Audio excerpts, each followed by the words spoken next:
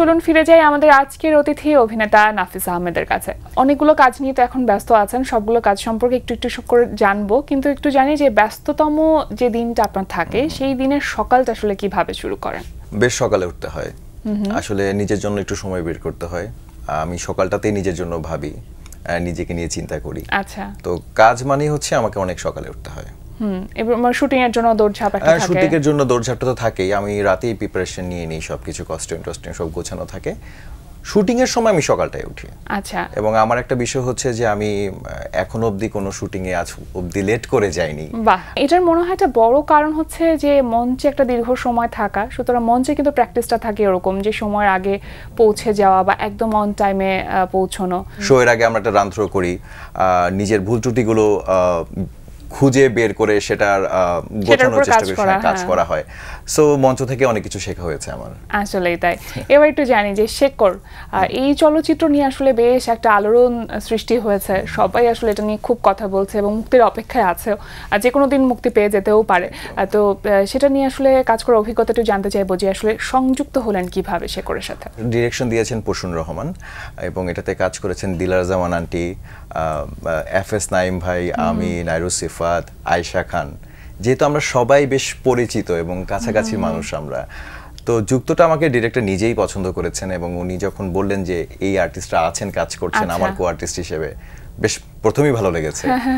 এবং স্ক্রিপ্টটা খুবই সুন্দর। আমি যদি ছোট্ট করে বলতে চাই যে দুই বন্ধুর গল্প, দেশের টানের গল্প, ভালোবাসার গল্প, আসলে দেশপ্রেম নিয়ে বিভিন্ন প্যাটার্নের ছবি হয়, কিন্তু দুই বন্ধুকে নিয়ে দেশের টানের গল্প আমার মনে হয় না যে খুব একটা হয়েছে, বাট গল্পটা সবার ভালো লাগবে। কিছুটা হিন্টস পাওয়া যাচ্ছে যে দেশপ্রেম আছে, কিন্তু যেহেতু এখানে আয়েশা খান আছে, তো নায়িকার তো একটা রোল আছে, তো সেক্ষেত্রে এই মানে যেহেতু দুই বন্ধু এবং একজন নায়িকা, তো এটা কি ত্রিমাত্রিক প্রেমের গল্প বলা যেতে পারে?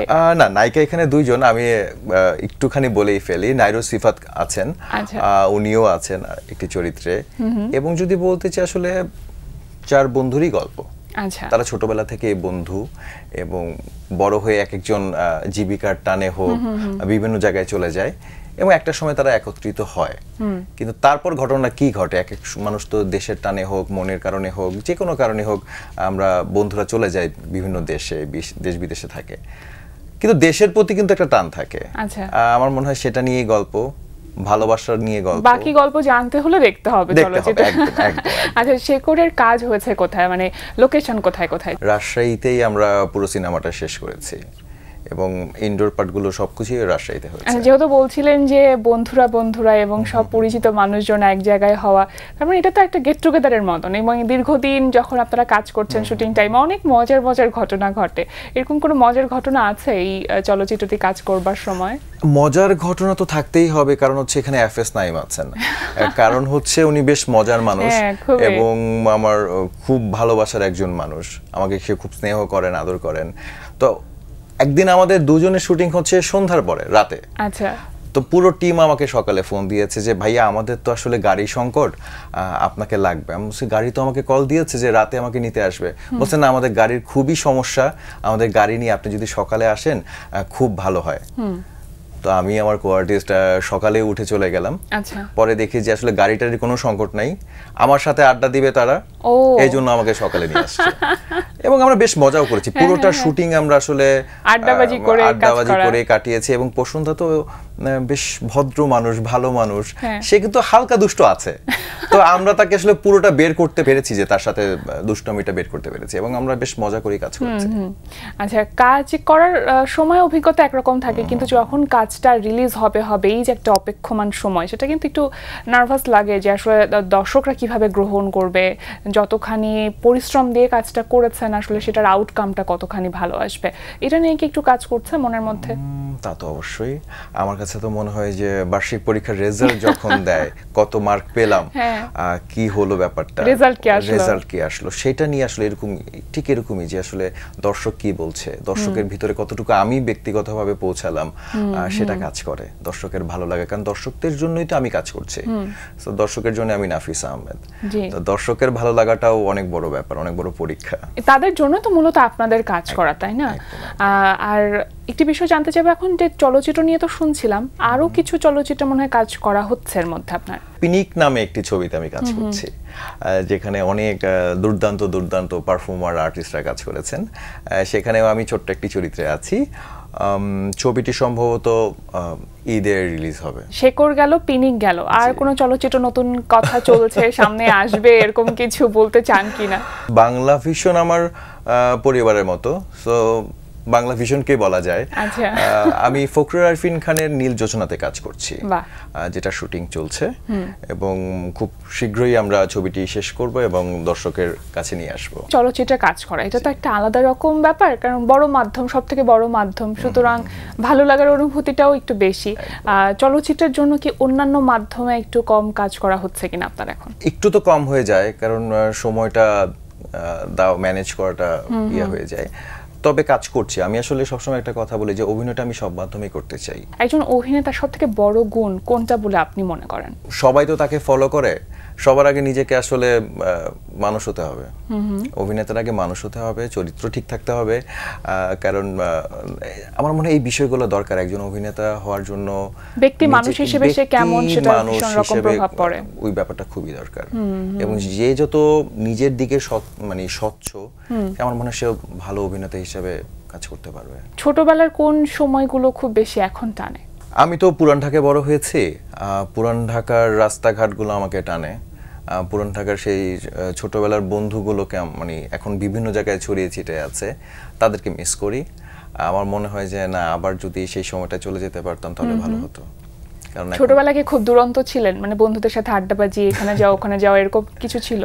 হ্যাঁ, এটা বলতে পারেন। আমার বন্ধুদের মধ্যে আমি একটু চুপচাপ ছিলাম, কিন্তু ওদের সাথে থাকলে আমার আর সেই চুপচাপ ব্যাপারটা থাকতো না। ভেতরে আমি অন্য একটা মানুষ বা আমার দুরন্তপনা চলে আসতো। এবং দেখা যেত আমরা পুরান ঢাকার গ্যান্ডারিয়া, সূত্রাপুর, লালবাগ বিভিন্ন জায়গায় চষে বেরিয়েছি। বা সাকরাইন যেটা বলা হয়, আমরা সাকরাইনে সেই এক সপ্তাহ আগের থেকে প্রস্তুতি নিতাম ঘুড়ি উড়ানোর। তখন আসলে এখন যে আতশবাজি বোম ফুটানো হচ্ছে, তখন কিন্তু এটা ছিল না। তখন শুধু ঘুড়ির উপরই আমাদের মনোযোগটা থাকতো, এবং আমরা সারা বিকাল সারা দিন আমরা রোদে পড়ে ঘুড়ি ওড়াতাম। বাবা মা কি খুব বেশি শাসন করতেন মানে আপনার দুরন্তপনার জন্য? একদম। তাহলে মানে কেমন ছিল ব্যাপারটা, মানে বাবা মায়ের সাথে আপনার সম্পর্কটা কেমন? এতটুকু একটা বিশ্বাস ছিল যে আমি ভুল কিছু করব না, এবং আসলেই তাই করতাম। বাবা মার কাছে কোনো কমপ্লেন যাবে সেটা যাতে না হয় সেইভাবেই চেষ্টা করতাম। দুষ্টামি করতাম, কিন্তু এর থেকে বেশি কিছু না। মানে এই যে একজন অভিনেতা হবেন, এইটা কখনো বাবা মাকে বলতে হয়েছে বা পারমিশন নিতে হয়েছে, এরকম কোনো পরিস্থিতির সম্মুখীন হতে হচ্ছে কি কখনো? না, কারণ হচ্ছে আমি ছোটবেলা থেকে অভিনেতা হতে চাইতাম। যখন আগের বিটিভিতে বাংলা সিনেমা দেখাতো, তখন তো নায়কের নামও জানতাম না, কিন্তু আমি তার মতো হওয়ার চেষ্টা করতাম। সিনেমা শেষ, আমি হচ্ছে ওই নায়ককে ফলো করছি, এই ব্যাপারটা হতো। এবং দেখা যেত যে আমি মার সাথে কথা বলছি যে কিভাবে আমি অ্যাওয়ার্ড নিব, কিভাবে কথা বলবো, কিভাবে অ্যাক্টিং করব। একদম একদম। কেউ যদি আমাকে জিজ্ঞেস করতো তুমি কি হবা, আমি বলতাম নায়ক হব। বাহ, সেই স্বপ্ন তাহলে পূরণ হয়েছে বলা যায়। চেষ্টা করছি, এবং আমার মা আমাকে প্রচুর স্বাধীনতা দিয়েছেন। তারা আমার কাজ দেখেন, আমার ছবির প্রিমিয়ার শোতে তারা আসেন এবং আমাকে প্রচুর সাপোর্ট করেন। মঞ্চনাটকে তো কাজ করছিলেন, কিন্তু মিডিয়ার সাথে ইনভলভমেন্টটা ঠিক কিভাবে হলো? প্রথমে থিয়েটার করেছি, আমি নাটক দল বটতলার সাথে আছি। কাজ করতে করতে একটা সময় আসলে ডাক চলে আসে। আর তাছাড়া 15 সালে আমি শামীম আক্তার পরিচালিত রিনা ব্রাউন ছবি দিয়ে আসলে বড় পর্দায় আসি। আচ্ছা, মানে প্রথম কাজই ছিল চলচ্চিত্র, রাইট। থিয়েটার থেকে ডিরেক্ট চলচ্চিত্র, একদম। তারপর আস্তে আস্তে করে কাজ করা শুরু, এবং ধীরে ধীরে নিজেকে গোছানো, নিজের প্রতি নিজের অভিজ্ঞতা বাড়ানো। টেলিভিশন মিডিয়া নাকি ওটিটি কন্টেন্ট, কোনটাতে কাজ করতে বেশি ভালো লাগে? কারণ দুটো প্ল্যাটফর্মের অডিয়েন্স ডিফারেন্ট থাকে। ওটিটিতে এখন কাজ করছি যেহেতু, আমার ওটিটিতে কাজ করতে ভালো লাগে, কারণ আমার কাছে মনে হয় যখন ছোট্ট একটা চরিত্র আমি করব, কিন্তু তখন আসলে সেই পরিবেশটা আমার জন্যই তৈরি করা হয়। আমার মনে শুধু আমি না, প্রতিটা আর্টিস্টের জন্যই। যখন যে ছোট্ট একটা চরিত্র করছে, ওটিটি তাকে সেই জায়গাটা তৈরি করে দেয়, তাকে অভিনয় করার জন্য, তার সম্পূর্ণ দেওয়ার জন্য, মানে স্বাধীনতাটুকু পরিপূর্ণভাবে দেওয়া হয়। স্বাধীনতা থাকে, তার জন্যই আসলে চরিত্রটা তৈরি করা হয়, এবং ডিরেক্টররা সমান গুরুত্ব দেয়। আচ্ছা, মানে তাকে মাথায় রেখে চরিত্রটা নির্মাণ করা হয়। একদম একদম। কারণ টিভি নাটকে আমার কাছে মনে হয় যে ছেলেটা বন্ধুর চরিত্র করছে বা অন্য চরিত্র করছে, হয়তো কাজ হচ্ছে কিন্তু তাকে নিয়ে কেউ আবার বড় কোনো স্বপ্ন দেখে না, বা তার ভিতরে আদৌ অনেক দূরে যাওয়ার যে জায়গাটা আছে সেটা হয়তো প্রকাশ পায় না, কিন্তু ওটিটিতে কিন্তু পায়। আমার মনে হয় অনেক থিয়েটার আর্টিস্ট কিন্তু ওটিটি থেকে এখন অনেক বড় বড় জায়গায় কাজ করছে, বড় বড় চরিত্রে কাজ করছে, সেটা কিন্তু ওটিটিতে সম্ভব বা সিনেমাতে সম্ভব। মূল ব্যাপারটা হচ্ছে যে নিজের যতটুকু আছে সেটা তো প্রকাশ করা। আমার মনে হয় ওটিটি বা সিনেমা সেটাতে সম্ভব যে নিজের 100% দিয়ে দেওয়া, সেই জায়গাটা তো থাকতে হবে, বা একটু আউট অফ দ্য বক্স চিন্তা করা। এটা মনে হয় ওটিটি কন্টেন্টগুলো এখন করতে পারছে একদম। কারণ টিভি প্রোডাকশনে শুধু নায়ক নায়িকা কেন্দ্রিকই হয়, সেই ক্ষেত্রে চারিত্রিক অভিনেতাদের জায়গাটা খুবই কম। যখন কোন একটা স্ক্রিপ্ট আপনার কাছে আসে তখন আসলে কোনটা চিন্তা করেন আপনি মূলত? প্রথম কাজ করে আসলে গল্প, এবং গল্পে আসলে আমার চরিত্র কতটুকু, আমি কতটুকু কাজ করতে পারবো সেটা নির্ভর করে আসলে। কারণ যদি মনে হয় যে পুরো কাজ জুড়েই আমি আছি কিন্তু আমার কাজ করার জায়গাটা নাই, আসলে ওরকম ভাবে প্রকাশ করার মতো জায়গাটা নাই, তাহলে মনে হয় সেখানে কাজ করার কোনো মানে হয় না। প্রচুর ধারাবাহিক নাটক হচ্ছে, কিন্তু ধারাবাহিক নাটকে আপনাকে আমরা খুব একটা উপস্থিতি দেখি না আপনার।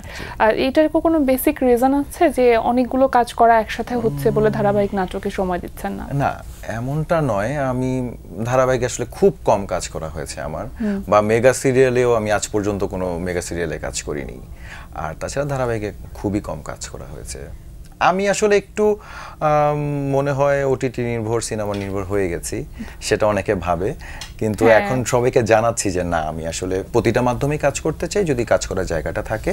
এবং এখন টিভি প্রোডাকশনেও কাজ করছি, সলো নাটকেও কাজ করছি। এখন একটি চরিত্র থেকে বের হয়ে আরেকটা নতুন চরিত্রে ঢোকা, মানে যখন অনেক রাশের মধ্যে থাকেন তখন কি একটু ডিফিকাল্ট হয়ে যায় যে চরিত্রগুলোকে আলাদা আলাদা করা, চরিত্রগুলোর নির্মাণটা যেন স্বকীয় হয়, সেই জায়গা থেকে একজন আর্টিস্টের আপনার হিসেবে আপনার যে রোলটা থাকে সেটা কি একটু চ্যালেঞ্জিং হয় কি, বা ওই জায়গাটাতে আপনি কিভাবে কাজ করেন?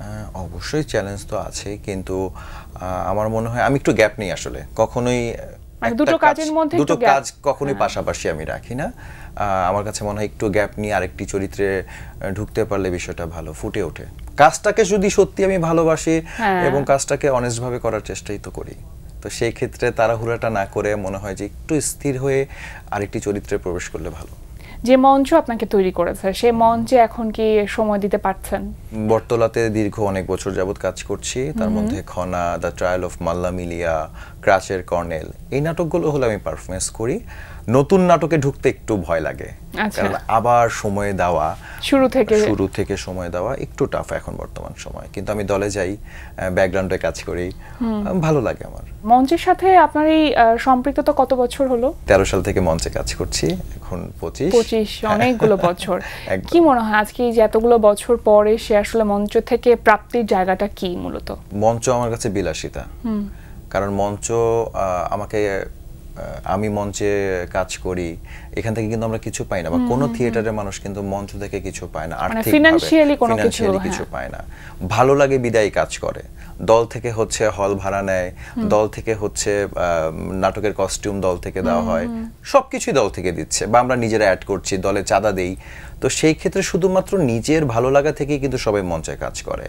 এবং প্রাপ্তিটা হচ্ছে যখন ছোট ছোট হল থেকে বড় হলে কাজ করা, বড় প্রোডাকশনে কাজ করা, ছোট চরিত্র থেকে বড় চরিত্রে কাজ করা, এবং দর্শকের হাততালি, দর্শকের প্রশংসা, সেটাই তো প্রথম পেয়েছি, সেটাই অনেক কিছু, সেটাই অনেক বড় পাওয়া আসলে। এবং মঞ্চ আমাকে সাহস যোগায় কাজ করার, সেটাই। এবং সে আত্মবিশ্বাসটা তৈরি করতে পেরেছিল বলেই তো আজকে এই পর্যায়ে পর্যন্ত আসলে আসতে পেরেছেন।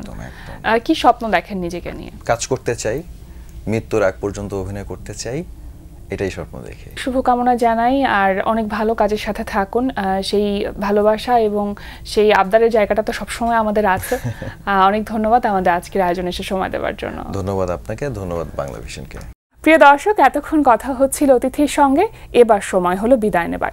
আমাদের অনুষ্ঠান সম্পর্কে আপনার যে কোনো মতামত ও পরামর্শ জানাতে লিখুন এই ঠিকানায়। প্রযোজক দিন প্রতিদিন, Banglavision, note tower, 110 বীরত্তম CR Dutta road, Dhaka 1205। Phone 96320303 আমাদের ইমেইল অ্যাড্রেস dinprotidin@banglavision.tv। তিব্বতী ধর্মীয় নেতা দালাই লামার একটি উক্তি বলে বিদায় নেব আজ। তিনি বলেছেন, সুখ এমনি এমনি আসে না, এটা মানুষের কাজের ফল। প্রিয় দর্শক, সবাই ভালো থাকুন, সুস্থ সুন্দর থাকুন।